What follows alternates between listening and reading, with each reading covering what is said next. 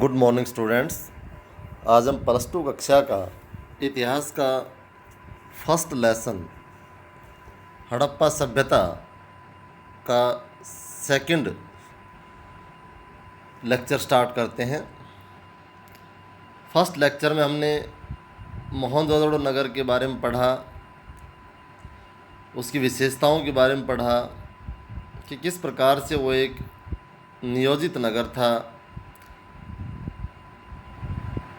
Next जो topic है इसका कि सामाजिक भिन्नताओं का अवलोकन, कि क्या हड़प्पाई समाज में सामाजिक भिन्नता पाई जाती थी, अगर पाई जाती थी तो उसका पता हम कैसे लगाते हैं, इतिहासकारों ने उसका पता कैसे लगाया। सबसे पहले समाधान। पुरातात्विकविद यह जानने के लिए कि क्या किसी संस्कृति विशेष में रहने वाले लोगों के बीच सामाजिक तथा आर्थिक भिन्नताएं थी, सामान्यतः कई विधियों का प्रयोग करते हैं। इन्हीं विधियों में से एक समाधानों का अध्ययन है। आप संभवतः मिस्र के विशाल पिरामिडों, जिनमें से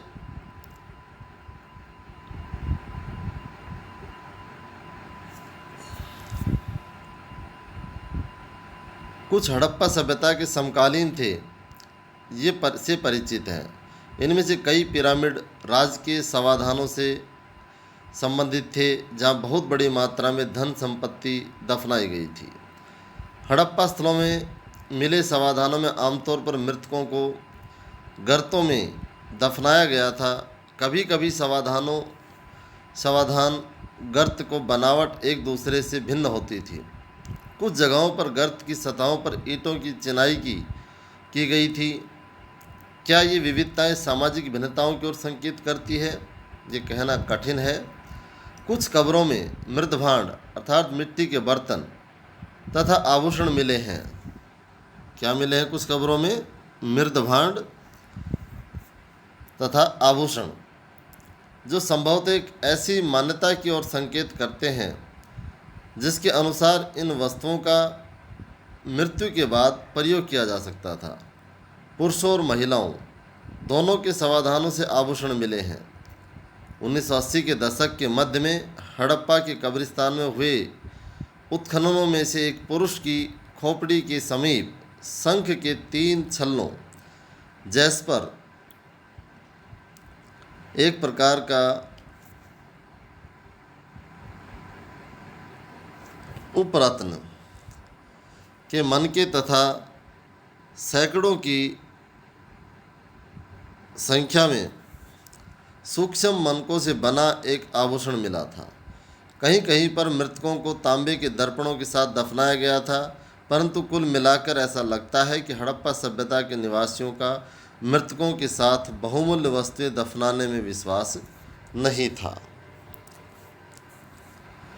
तो यहाँ हम जब समाधानों का अध्ययन करते हैं तो वहाँ हमने ये देखा कि समाधानों में कुछ पक्की ईंटों के बने हुए थे, कुछ कच्ची कब्रें थी, कुछ में मृदभांड मिट्टी के बर्तन पाए गए, कुछ में विलासिता की दूसरी चीज़ें मिली। तो उससे इस बात का अंदाज़ा लगता है कि जो अमीर वर्ग के लोग थे उनके समाधान पक्की ईंटों के बने थे, उनमें महत्वपूर्ण या कीमती वस्तुएं रखी गई थी। तो इससे हमें सामाजिक भिन्नता का पता चलता है। विलासिता की वस्तुओं की खोज सामाजिक भिन्नता को पहचानने की एक अन्य विधि है। ऐसी पुरावस्तुओं का अध्ययन जिन्हें पुरातत्वविद मोटे तौर पर उपयोगी तथा विलास की वस्तुएं मानते हैं।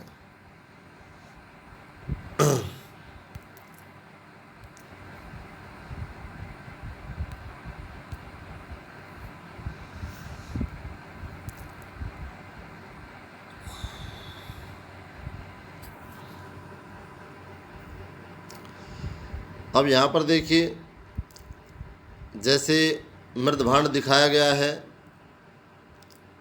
इधर एक तांबे का दर्पण दिखाया गया है। तो ये चीज़ें उनकी विलासिता की वस्तुएं जो उनके समाधानों के साथ भी मिली हैं। यहाँ पर देखिए कि सामाजिक भिन्नता को पहचानने की दूसरी विधि ऐसी पुरावस्तुओं का अध्ययन जिन्हें पुरातत्वविद मोटे तौर पर उपयोगी तथा विलास को की वस्तुओं में वर्गीकृत करते हैं। पहले वर्ग में रोज़मर्रा के उपयोग की वस्तुएं सम्मिलित हैं जिन्हें पत्थर अथवा मिट्टी जैसे सामान्य पदार्थों से आसानी से बनाया जा सकता है। इनमें चक्कियाँ, मृदभांड, सुइयाँ, झइयाँ आदि शामिल हैं। ये वस्तुएं सामान्य रूप से बस्तियों में सर्वत्र पाई गई हैं। पुरातत्वविद उन वस्तुओं को कीमती मानते हैं जो दुर्लभ हो अथवा महंगी, स्थानीय स्तर पर अनुपलब्ध पदार्थों से अथवा जटिल तकनीकों से बनी हो। इस प्रकार फायांस यानी घिसी हुई रेत अथवा बालू तथा रंग और चिपचिपे पदार्थ के मिश्रण को पकाकर बनाया गया पदार्थ के छोटे पात्र संभवतः कीमती माने जाते थे, क्योंकि इन्हें बनाना बहुत ही कठिन था।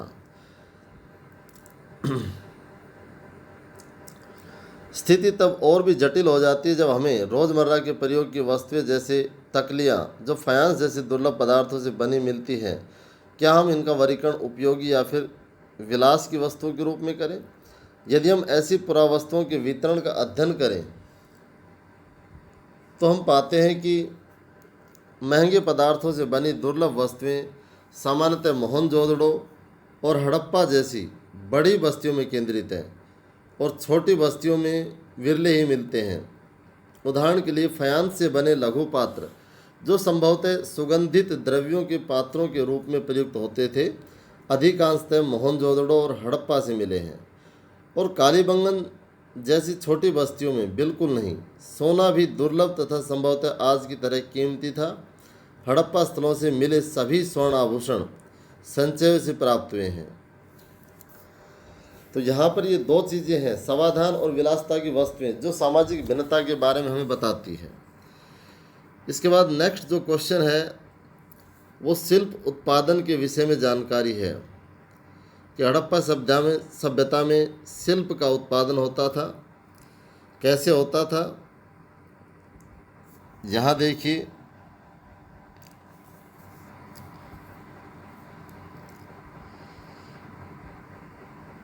जो मानचित्र एक दिखाया गया यहाँ पर, उसमें आप देखिए चनूदड़ो को चिन्हित कीजिए। चनूदड़ो जो एक हड़प्पा का स्थल है जहाँ खुदाई से हमें कुछ अवशेष प्राप्त हुए हैं। यह मोहनजोदड़ो की तुलना में एक बहुत छोटी बस्ती है जो लगभग पूरी तरह से शिल्प उत्पादन में संलग्न थी। शिल्प कार्यों में मनके बनाना, शंख की कटाई करना, धातु कर्म, मोहर निर्माण तथा बाट बनाना सम्मिलित था। मनकों के निर्माण में प्रयुक्त पदार्थों की विविधता उल्लेखनीय है।